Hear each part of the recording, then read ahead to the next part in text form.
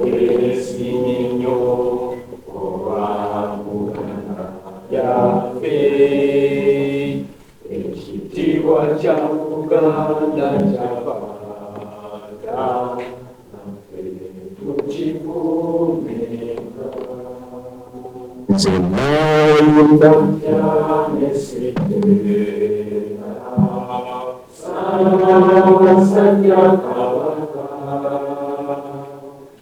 Sanya Kugo Buganda Kona Nafe Batuwesiga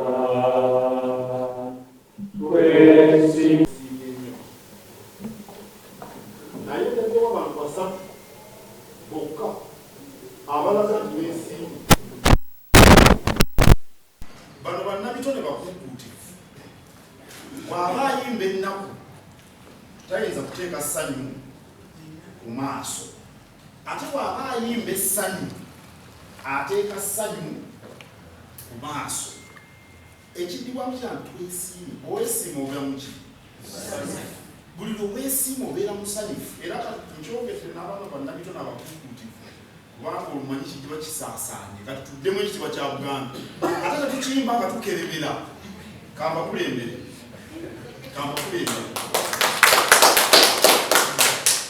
okuva eddadeede yoyona lirekwata Buganda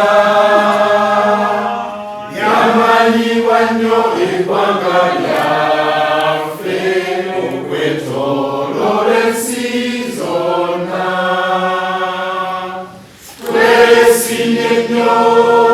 twesimye nnyo olwa Buganda yaffe ekitiibwa kya Buganda kyabanda naffe tukikuumenga nze nayimba Kyalesitenda Ssaabasajja Kabaka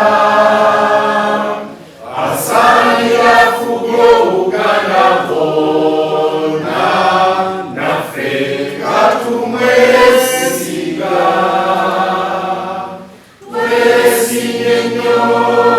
twesimye nnyo olwa Buganda yaffe ekitiibwa kya Buganda kyabanda naffe tukifuumenga ate basibuka mu Buganda n'ensonga eyo ebigere byo okujjanga kyaleero bekuusa ku mbeera eno. Ekiseera kino tulina omukuluza w'olukiiko lwa Buganda Oweekitiibwa Mugombere, tulina Oweekitiibwa Meya Kiyimba, Minisita wa Kabineti, olukiiko n'ensonga ez'enjawulo, ofiisi ya Katikkiro. Tulina Oweekitiibwa Israel Kaziba Kitooke, Minisita w'amawulire n'okukuuma abantu era n'omwogezi w'Obwakabaka bwa Buganda. Kale Katikkiro yalengedde bulungi musajja we Ssaalongosa Kiryako kubanga Abaganda bamaze mu kagoolo k'omusittalo era n'abeesiza agenda kwagirira abaganda bonna.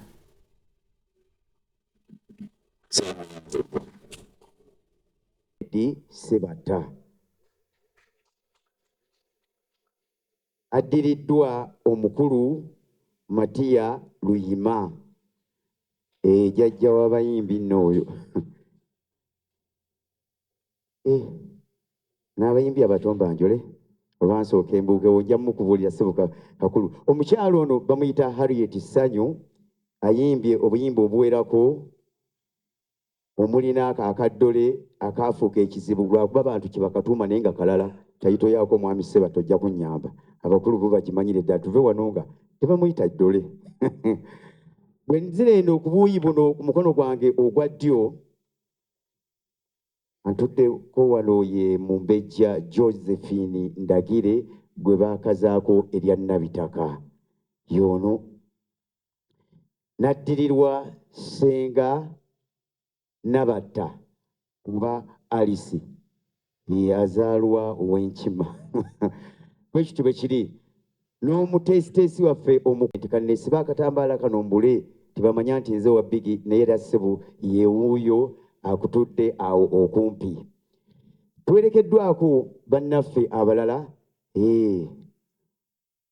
Mukyalo oyo okomye kutugamba nti yayimba akayimba kali naye ayimbye bingi nnyo wabula mu kisaawe muno tumuyita Maama Kiine.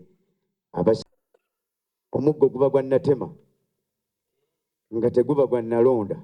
Oyo yennyini mufu yaba atandika okuwoleza ddala olutabaalo tumanye naye ssebo w'ekitiibwa Katikkiro twetonda obudakiika obwo tukumanye nga omukwasi w'obudde obwe tugudde twagala tubwetonde oleme butunenya mu maaso n'akasembayo w'ekitiibwa Katikkiro ono naayimiridde mu maaso go Saava Ssewakiryanga Nsereko Ssaalongo ennaku z'omwezi 3 yawangula engule ku BBS Terefayina era mu maaso awo katono nja kusaba bannamawulire bwe baba tebalina fitina bajja kunkuba ebifaananyi bingi naawe waakiri oba kusiimula kala bagikusiimule naye ŋŋende nabyo neyanzanyuse buneyanze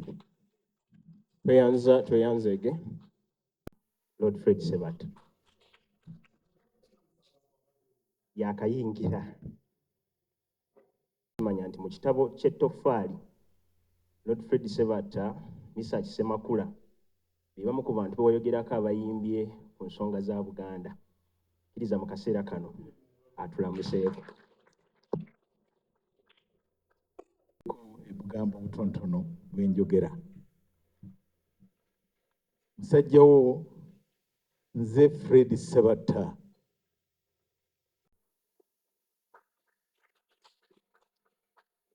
era nga nzaalibwa ku kyalo Amatendo kye bayita Kitonnya mu ssaza ly'e Ssingo Bembe agalemedde emaggi bonna wenjogerera bagenze okuva ku kitange ne mmange era nzaalibwa omukyala omubalagavu ennyo Yeresi Nagawa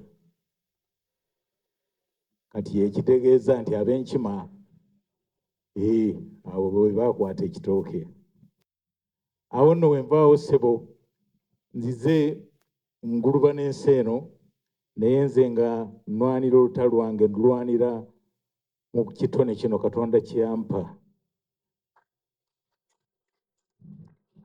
nga sirwa ebintu by'endaba ebya bulijjo oluusi ebimu mbyetuuma n'okubyetuuma naye nga saagala kunyiiza gwe mba ŋŋamba. Kati nno mu 1996 nawangula engule ya Africa